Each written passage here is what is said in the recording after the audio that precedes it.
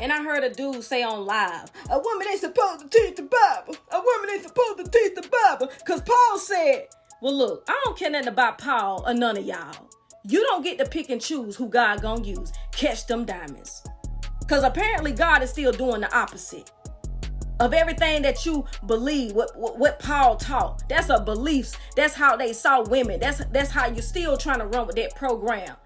But God is doing something different. God is raising up Deborahs in this land. You have destroyed the land. The woman has already been destroyed. You already put your boot on her neck. But I'm trying to tell you, it's over. Keep them numbers down, lady. Keep that birth rate down, lady, so you can get up on your feet. I'm tired of you being on your back. I'm tired of you laying on your stomach. It's time for you to get up on your feet. It is time for you to rise. No more will you let somebody put your face in dirt. No more. Rise, rise, rise, rise. Because obviously God has appointed you and anointed you, and can't nobody do nothing about it. Can't nobody do nothing about it. Whatever order placed by God cannot be counseled by people. Come on. Come on. Don't matter how you feel and what you've been indoctrinated with. God keeps proving you wrong. Just like my life.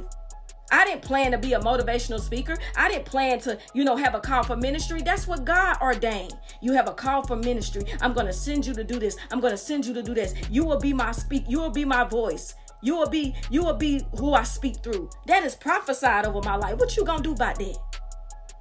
You still running around with these scriptures from Paul. Don't nobody care nothing about what Paul talking about.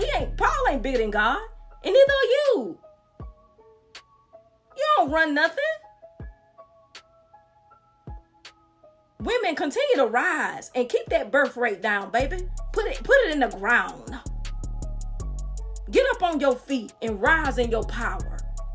And don't run next to no man that don't like you and cannot value you. You get rid of that trash. Be with a man who sees you, who values you, and who respects you, and he can see what God has called you to be. Stop running with trash. Stop running with somebody who hates you and hate to see you rise and elevate. Get rid of time to take out the trash. And if you plan on having children, you take your time on it and make sure it's with a man that loves you and honors you and respects you, that cherishes you, and that will protect you. You see what I'm saying? That's who you multiply with, especially when it comes to children. Stop having children with somebody who just want to rule and dominate over you, and he feels like he gets the chance to bully and be the slave master of this house. I never got a chance to be the leader before. I get to do it now. I never got a chance. They told me I was first. They told me, no, they said you got to listen to me. You don't want one of those. That is a system mentality. That is a slave master mentality. And that's going to ruin your life like it has a lot of you women. That's why I say keep that birth rate down. There's nothing wrong with getting married and want to have children, but make sure you're doing it with somebody where it's actually purpose there. It is actually blessed by God. Not just a situation you go out here and choose because you want to play house. I told you.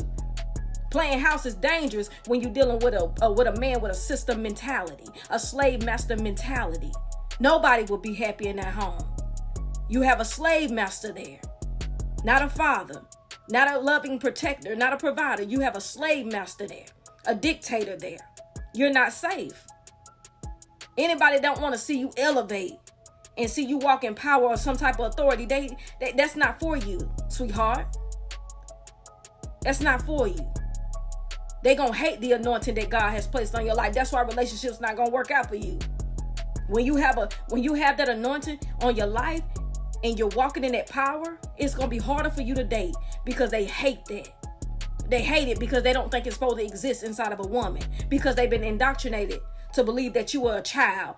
That's what they thought of women. Go look at your history for women. They got laws set against you and women have to keep fighting and fighting just like they do now. Putting up more laws because they think you're incompetent. They don't think you're capable of. You're a child. A woman is a child. She's a brat. She's this. She's that. They got so many Bible verses that go against women. They probably took out all the Bible stories about women who are walking in power. They left Deborah though. But the only time they want to preach to you is about Ruth and Boaz. Matter of fact, that ain't even no good love story. Once again, she was being set up to be provided for again, to be like a child, have a caretaker. Ain't that beautiful about that story?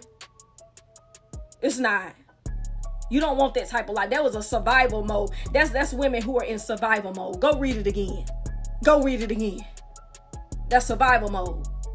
Naomi told her what to do so she can have a provider, a caretaker. Those were women who had to survive. They had nowhere else to go. Life was put against them. Laws were put against them. Read the stories again.